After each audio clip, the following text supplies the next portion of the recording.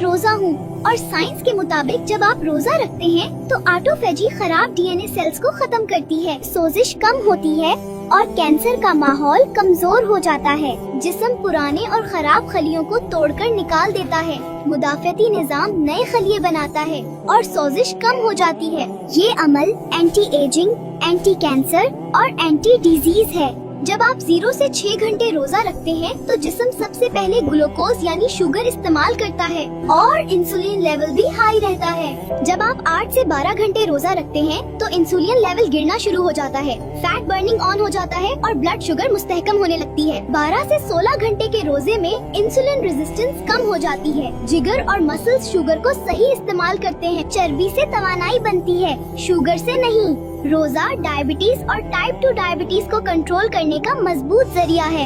High blood pressure में रोजा रखने से इंसुलिन कम होता है, नमक की मिकदार कम जमा होती है और खून की नालियां रिलैक्स हो जाती हैं। इसीलिए रोजे से नसों का प्रेशर कम होता है और ब्लड प्रेशर कुदरती तरीके से कंट्रोल हो जाता है। मोटापे और पेट की चर्बी के लिए रोजा इंसुलिन को कम करता है, चर्बी जलने लगती है और हार्मोन्स का तवाजुन बेहतर हो जाता है। पेट की चर्बी कम हो जाए तो ब्लड प्रेशर, शुगर और दिल सब कंट्रोल में आ जाते हैं। दिल की बीमारी में रोजा रखने से खराब कोलेस्ट्रॉल कम होता है, अच्छा कोलेस्ट्रॉल बढ़ता है और खून जमने का खतरा कम हो जाता है।